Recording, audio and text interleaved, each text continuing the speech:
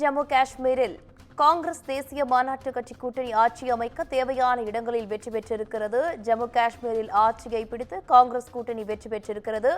அண்மை செய்தியாக பார்த்துக் கொண்டிருக்கிறோம். மொத்தமுள்ள 90 தொகுதிகளில் காங்கிரஸ் கூட்டணி 50 தொகுதிக்கு மேல் வெற்றி பெற்றதாக இந்திய தேர்தல் ஆணையம் அறிவிப்பு வெளியிட்டிருக்கிறது. கூடுதல் விவரங்களோடு இணைகிறார் செய்தியாளர் காவ்யா. வணக்கம் காவ்யா, விவரங்கள். வணக்கம் சாரா. ஜம்மு காஷ்மீரில் ஆட்சியை கைப்பற்றுவதற்கு தேவையான இடங்களுக்கும் அதிகமாகவே காங்கிரஸ் தேசிய மாநாட்டு கட்சி கூட்டணி தொகுதிகளில் கைப்பற்றியுள்ளதாக தொடர்ந்து இந்திய தேர்தல் ஆணையமானது அறிவிப்பை வெளியிட்டிருக்கிறது. ஜம்மு காஷ்மீர் சட்டப்பேரவை தேர்தலில் பதிவான வாக்குகள் தொடர்ந்து எண்ணப்பட்டு வருகின்றன. முடிவுகள் இன்னும் முழுமையாக வெளிவராத நிலையில் இருப்பினும் மொத்தமுள்ள 90 தொகுதிகளில் 86 தொகுதிகளுக்கான வெற்றி மற்றும் தோல்வி நிலவரங்களை இந்திய தேர்தல் ஆணையம் தற்போது அதிகாரப்பூர்வமாக அறிவித்திருக்கிறது.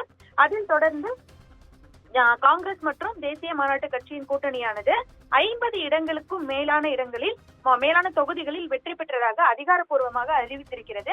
மாநிலத்தில், அதாவது ஜம்மு காஷ்மீரில் ஆட்சியை குறிக்க 46 தொகுதிகளில் வெற்றி பெற வேண்டும் என்ற நிலையில் தற்போது 50 இடங்களுக்கும் மேற்பட்ட தொகுதிகளை கைப்பற்றி இருப்பதால் ஜம்மு காஷ்மீரில் காங்கிரஸ் தேசிய மாநாட்டு கட்சியின் கூட்டணி ஆட்சி அமைக்கப் போவது உறுதியாகி இருக்கிறது.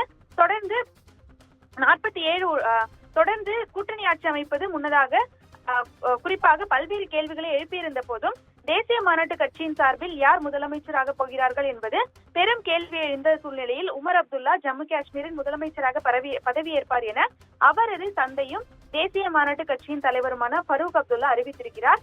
தொடர்ந்து ஆட்சி அமைக்க சுமார் 46 சட்டப்பேரவை உறுப்பினர்களின் ஆதரவு தேவைப்படுகிறது. தற்போது தேசிய மாநாட்டு கட்சிக்கு மட்டும் 47 உறுப்பினர்களின் ஆதரவு இருக்கிறது.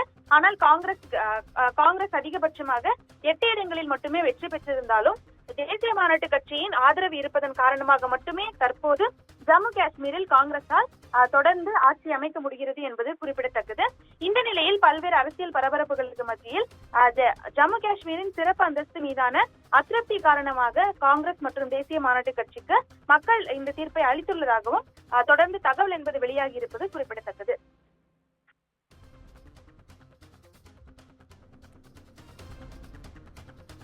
விவரங்களுக்கு நன்றி காவ்யா.